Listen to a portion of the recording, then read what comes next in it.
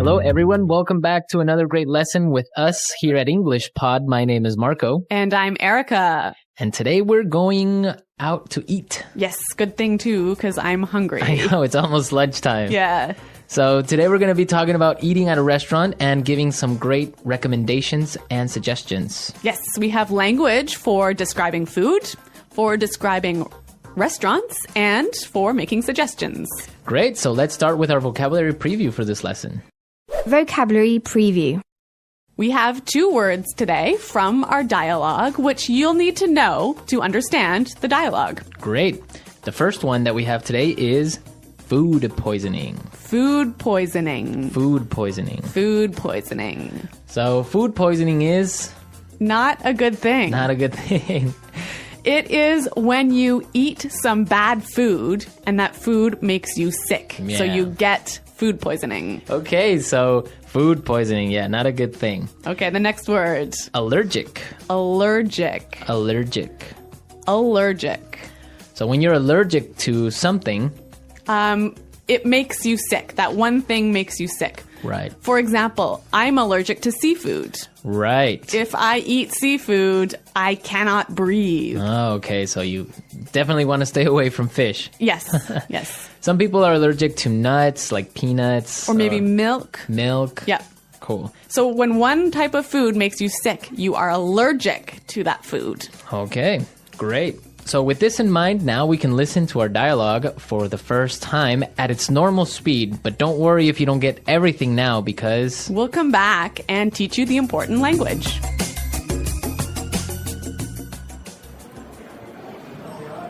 Do you two have any plans for the evening? We were thinking of checking out a restaurant in the neighborhood. Do you have any suggestions? I know this really nice Italian place. The food is fantastic and the decor is beautiful. I'd recommend giving it a try. Actually, I'm not all that crazy about Italian food. I'm in the mood for something a bit lighter. In that case, I know a great little bistro. They make a really tasty seafood platter. The fish is outstanding. It sounds fantastic, but I'm allergic to seafood, so... Okay, well, let me think. Oh, I know this great little place. It's just a hole in the wall, but they do the most amazing sandwiches. You've got to give them a try. Ella, you took me there last time I visited, and I got food poisoning, remember?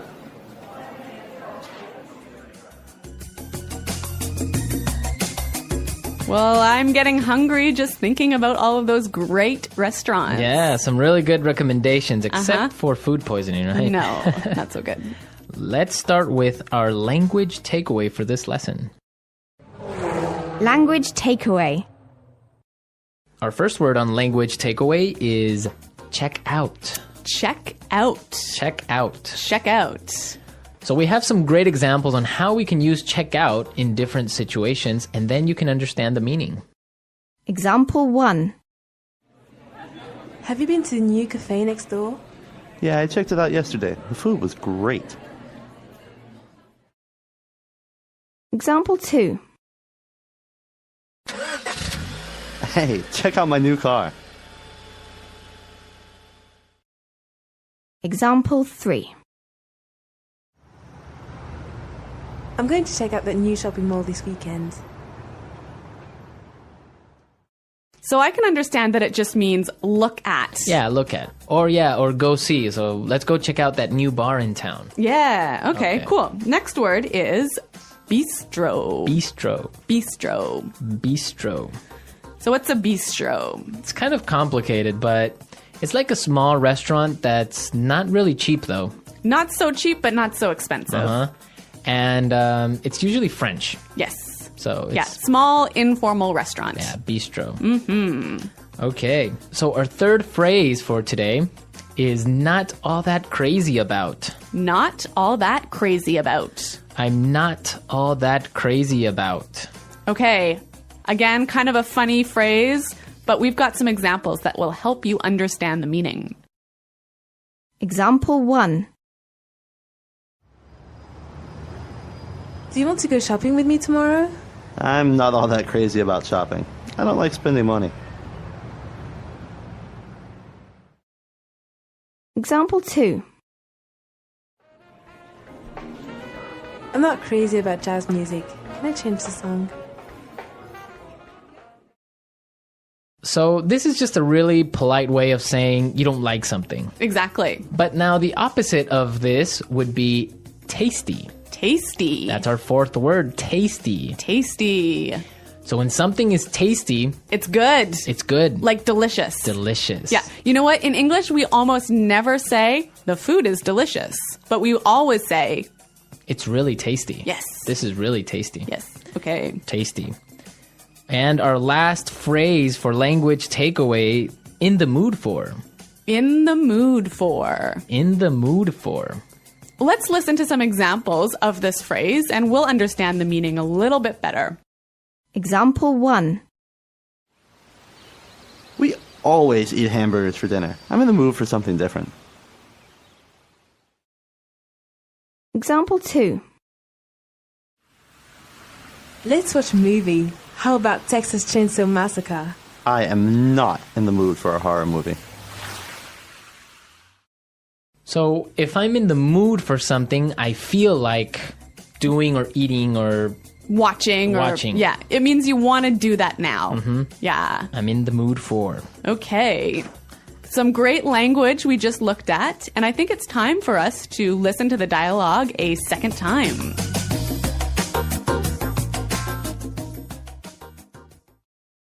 Do you two have any plans for the evening? We were thinking of checking out a restaurant in the neighborhood. Do you have any suggestions? I know this really nice Italian place. The food is fantastic and the decor is beautiful. I'd recommend giving it a try. Actually, I'm not all that crazy about Italian food. I'm in the mood for something a bit lighter. In that case, I know a great little bistro. They make a really tasty seafood platter. The fish is outstanding. It sounds fantastic, but I'm allergic to seafood, so... Okay, well, let me think. Oh, I know this great little place. It's just a hole in the wall, but they do the most amazing sandwiches. You've got to give them a try. Ella, you took me there last time I visited, and I got food poisoning, remember? Okay, some really great and useful phrases there, and I know you want to talk about specifically some of these phrases. Yes, today's lesson is all about making recommendations, right? Right. So let's look at some useful phrases in Fluency Builder. Fluency Builder. So in the dialogue, we heard a great way of asking for a suggestion. That's right. Let's listen. Do you have any suggestions? Do you have any suggestions? So that's how you would ask for a suggestion. Or you can say something else like, do you have any ideas? Yeah, or you might say, do you have any thoughts? Okay, so 3 that's great ways. asking for suggestions. Yep. In response to this, you can say something like this. I'd recommend giving it a try. I'd recommend giving it a try. We also heard another phrase that we use for giving suggestions. You've got to give them a try. You've got to give them a try.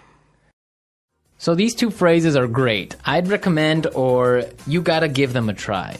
Yeah. Great ways of suggesting. Yes.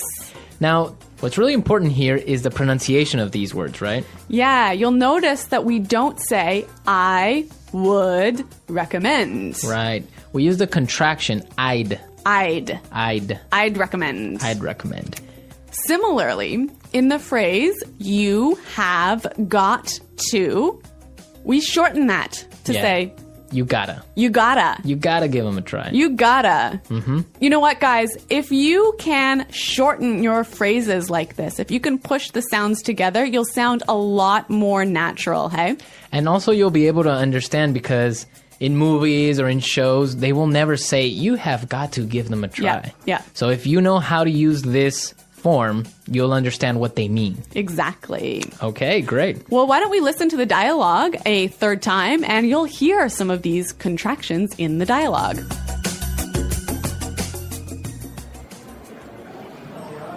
Do you two have any plans for the evening? We were thinking of checking out a restaurant in the neighborhood. Do you have any suggestions? I know this really nice Italian place. The food is fantastic and the decor is beautiful. I'd recommend giving it a try. Actually, I'm not all that crazy about Italian food. I'm in the mood for something a bit lighter. In that case, I know a great little bistro. They make a really tasty seafood platter. The fish is outstanding. It sounds fantastic, but I'm allergic to seafood, so... Okay, well, let me think. Oh, I know this great little place. It's just a hole in the wall, but they do the most amazing sandwiches. You've got to give them a try. Ella, you took me there last time I visited, and I got food poisoning, remember?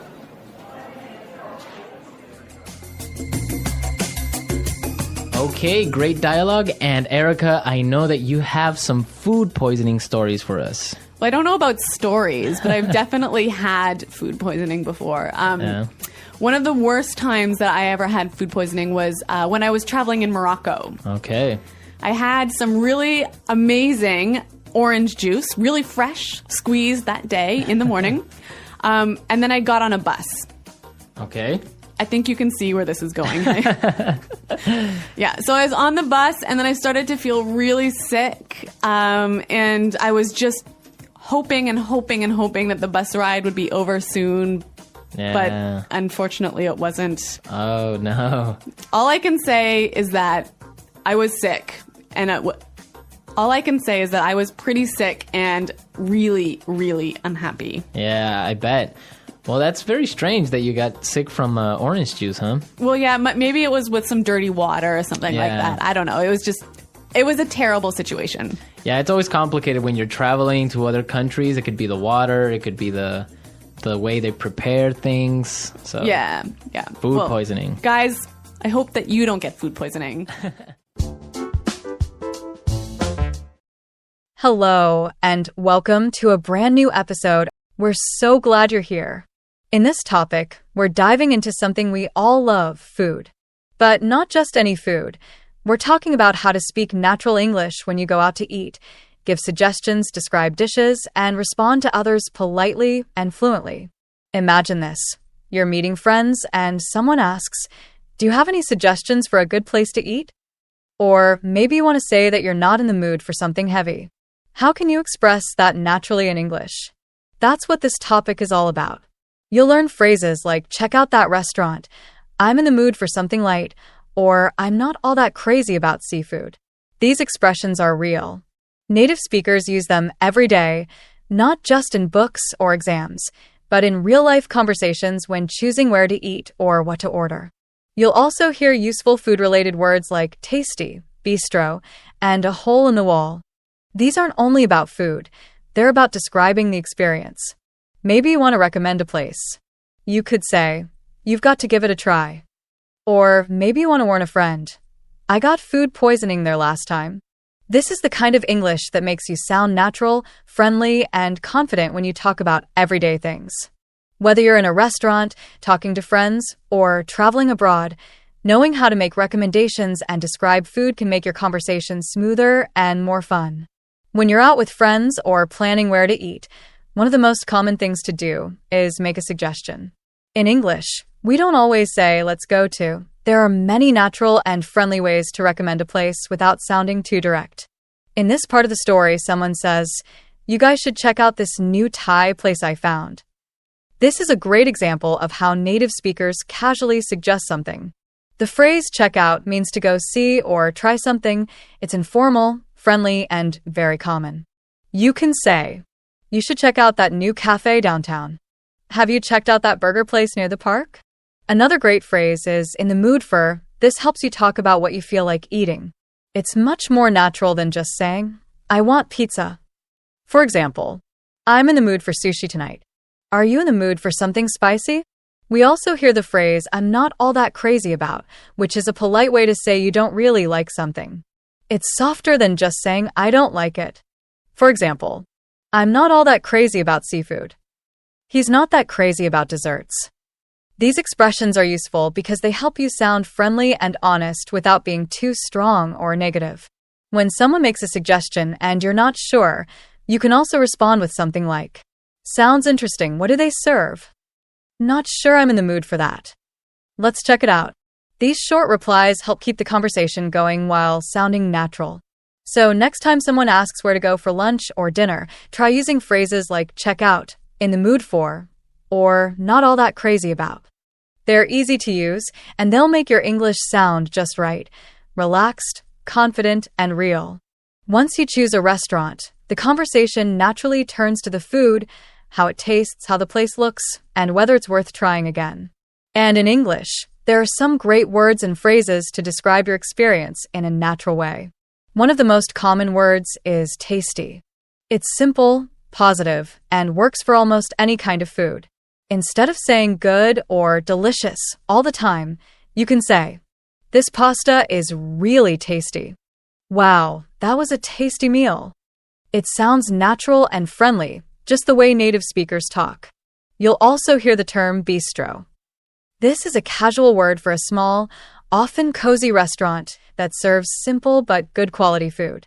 If you say, we found a cute little bistro near the river, it sounds like a nice, relaxed place to eat, not too fancy, not too plain. Another useful phrase from the podcast is hole in the wall. This might sound strange at first, but it's actually a compliment. A hole in the wall is a small, hidden restaurant that doesn't look special, but the food is amazing. People might say, it looks tiny, but it's a great little hole in the wall. That place is a real hole in the wall, and the food is incredible. These kinds of places aren't big or famous, but they often become your favorite spots. And describing them this way makes your English sound real and expressive. Finally, people sometimes use exaggeration in a playful way. Someone might say, that place will change your life. Of course, no restaurant actually changes your life, but this kind of language adds fun and excitement to how people talk. It's a great way to show strong feelings in a light and humorous way. So when you're talking about food or describing a restaurant, use words like tasty, bistro, hole in the wall, or playful phrases like, you've got to try it. It'll change your life. These are the phrases that make your English sound not only fluent, but full of flavor. Not every meal is perfect. Sometimes things go wrong. Maybe the food is undercooked, the service is slow, or worse, you get sick after eating. In English, there are polite and natural ways to talk about bad food experiences without sounding rude or too negative. In the podcast, someone says, I got food poisoning from that place. This is a strong expression, and it means the food made them sick, usually from bacteria or something unsafe. While it's not a phrase you use every day, it's important to know how to say it if you ever need to explain why you don't recommend a restaurant. You might hear someone say, I think I got food poisoning last night. Be careful with that place. A friend of mine got food poisoning there. If you don't want to be too direct, you can soften your words with phrases like, it didn't sit well with me. A polite way to say the food upset your stomach. I wasn't impressed with the food. It wasn't what I expected. These expressions allow you to be honest while staying polite. Another useful word is greasy. If something has too much oil or fat, people might say, that burger was a bit too greasy for me. I don't like greasy food. It makes me feel heavy. And when someone warns others about a place, they often use a friendly tone to soften the message. For example, if you go there, just be careful. I didn't have the best experience. Honestly, I'd skip that one next time. Learning how to describe both good and bad food experiences helps you become a better communicator. You're not just saying whether you like something. You're explaining why, using clear and respectful language. So whether you're raving about a tasty dish or warning someone about a risky restaurant, knowing how to express yourself in a balanced, natural way makes your English sound real, smart, and socially aware. When it comes to food, everyone has different tastes. Maybe you love spicy food, or maybe you don't eat meat. In English, knowing how to express your food preferences and how to politely say no is an important part of real-life conversation. In the podcast, someone says, I'm not all that crazy about seafood. This is a soft, polite way to say, I don't really like seafood. It sounds friendly and relaxed, not negative. You can use this same structure for many things. I'm not all that crazy about sweet food. I'm not that into fried stuff. These phrases are great because they let you be honest without sounding too direct. Another natural way to talk about what you feel like eating is with a phrase, I'm in the mood for. It's much more conversational than saying, I want. For example, I'm in the mood for something light. I'm in the mood for pizza tonight. This phrase helps you show that your choice depends on how you feel, and that makes your English sound more natural. When someone makes a suggestion and you don't like it, you don't need to say no directly. You can use softer expressions like, I don't know if I'm in the mood for that. Maybe we can try something else? I'm not really feeling that tonight. These phrases help keep the conversation friendly and open. If you want to agree with someone's idea, use phrases like, that sounds great. I could go for that. Let's give it a try. All of these expressions, whether you're accepting or refusing, are useful in any conversation about food, and they help you express your opinion in a clear, kind, and fluent way. So the next time someone asks where to eat or what to order, don't just say yes or no. Use phrases like, I'm in the mood for, or I'm not all that crazy about, and make your English feel natural, smooth, and full of personality. Recommending a place to eat is something that happens all the time, with friends, family, coworkers, or even tourists. And in English, there are easy and effective ways to do it that make your speaking sound confident, helpful, and friendly. In the podcast, someone says, you guys should check out this new Thai place. That's a perfect, casual way to recommend a restaurant. The phrase check out means go try or go visit. It's used all the time in spoken English, not just for restaurants, but for movies, shops, cafes, even websites. For example, you should check out that little bakery on Main Street. We checked out a sushi place last weekend. It was awesome. Another great way to recommend something is with, you've got to try it. It's so good, seriously. That place will change your life. Of course, change your life is an exaggeration, but native speakers use it in a fun, emotional way to say something is very good. For example, that chocolate cake will change your life. Their tacos are unbelievable. You've got to try them. When recommending a place, it's also helpful to add one detail about what makes it special. This makes your recommendation more personal and convincing. For example, it's a little hole in the wall, but the noodles are amazing. It's nothing fancy, but the flavors are out of this world. The staff is super friendly, and the prices are great. These descriptions don't need to be long. Just one good detail makes your words more memorable and your English more expressive. And if someone says, thanks for the recommendation, you can respond with something like, let me know what you think. Hope you like it. Next time, I'll join you. Recommending food is about more than just a name. It's about enthusiasm, trust, and shared experience. And when you use phrases like check it out, you've got to try it, and that place is amazing, your English becomes a real part of that connection. Sometimes, even with the best plans, things go differently than expected. Maybe the restaurant is closed.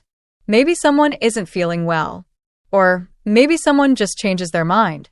These everyday situations are a great opportunity to practice flexible, natural English, especially when it comes to food and social plans.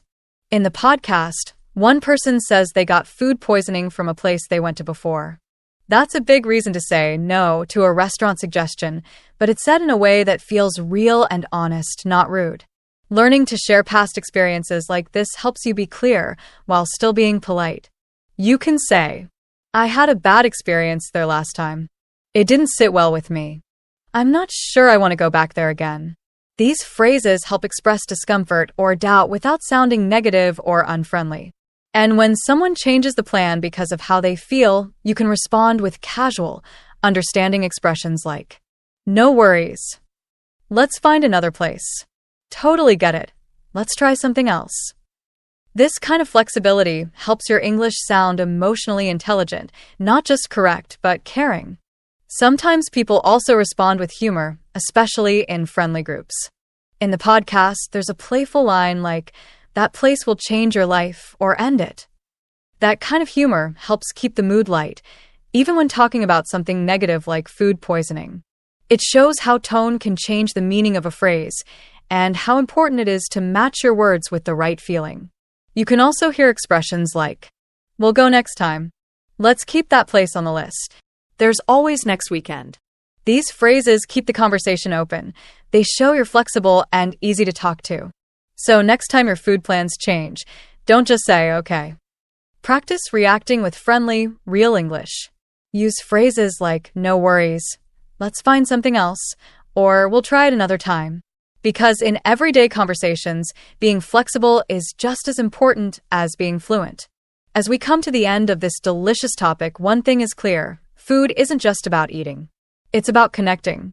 And when you talk about food in English, whether you're recommending a restaurant, describing a dish, or politely refusing a suggestion, you're building real, natural communication. Throughout this topic, you've learned useful expressions like check out, in the mood for, not all that crazy about, and you've got to try it. These aren't just vocabulary words. They're tools for making your English sound confident, friendly, and modern. They help you say what you like, suggest places with energy, and explain your tastes clearly, just like native speakers do. You also explored how to describe different types of places, from a fancy bistro to a small hole in the wall. You've learned how to express both good and bad food experiences, with phrases like, that was tasty, or I got food poisoning, always with the right tone, whether serious or humorous. Most importantly, you now know how to talk about food in a way that feels relaxed and real. You've practiced how to suggest a place, how to respond politely, and how to share your preferences without sounding too strong or too shy. These skills help you build conversations, not just order meals. So next time someone says, where should we go for lunch? You'll be ready to speak up. Whether you say, let's check out that little noodle place, or I'm in the mood for something light, your English will feel fluent, friendly, and natural. Thank you so much for joining us on this flavorful journey through real-life English here on the English Smart Podcast. We hope you had fun, learned something new, and feel more confident talking about one of life's greatest joys, food. The English Pod Audio Review. Listen to the meaning, then say the vocabulary word. Look at something that is attractive. Check out. Extremely good. Fantastic. Decoration. Decor. Have a desire for something or to do something. In the mood for. Not heavy on stomach, easy to digest. Light. Small, trendy restaurant or bar. Bistro. Delicious. Tasting good. Tasty. Excellent. Outstanding. Have allergy towards something, usually food. A very small, usually cheap restaurant or bar. A hole in the wall. Becoming sick because of bacteria in food. Food poisoning. Let's try that faster. Small, trendy restaurant or bar. Bistro. Have allergy towards something, usually food. Have a desire for something or to do something. In the mood for. Look at something that is attractive. Check out. Have allergy towards something, usually food. A very small, usually cheap restaurant or bar. A hole in the wall. Delicious. Tasting good. Tasty. Look at something that is attractive. Check out. Have allergy towards something, usually food. Delicious. Tasting good. Tasty. Not heavy on stomach, easy to digest. Light. Small, trendy restaurant or bar. Bistro. Have a desire for something or to do something. In the mood for. A very small, usually cheap restaurant or bar. A hole in the wall. Extremely good. Fantastic. Small, trendy restaurant or bar. Bistro. Decoration. Decor. A very small, usually cheap restaurant or bar. A hole in the wall. Decoration. Decor. Have a desire for something or to do something. In the mood for. A very small, usually cheap restaurant or bar. A hole in the wall. Not heavy on stomach, easy to digest. Light. Becoming sick because of bacteria in food. Food poisoning. Look at something that is attractive. Check out. Extremely good. Fantastic. Now say the word and hear it in a sentence. Check out. I checked out the new cafe yesterday and the food was great. In the mood for. I'm not in the mood for a horror movie. Food poisoning. If you don't wash the fruit carefully, you'll get food poisoning. Tasty. This pasta is really tasty. Outstanding. The chocolate cake here is outstanding. In the mood for. I'm not in the mood for a horror movie.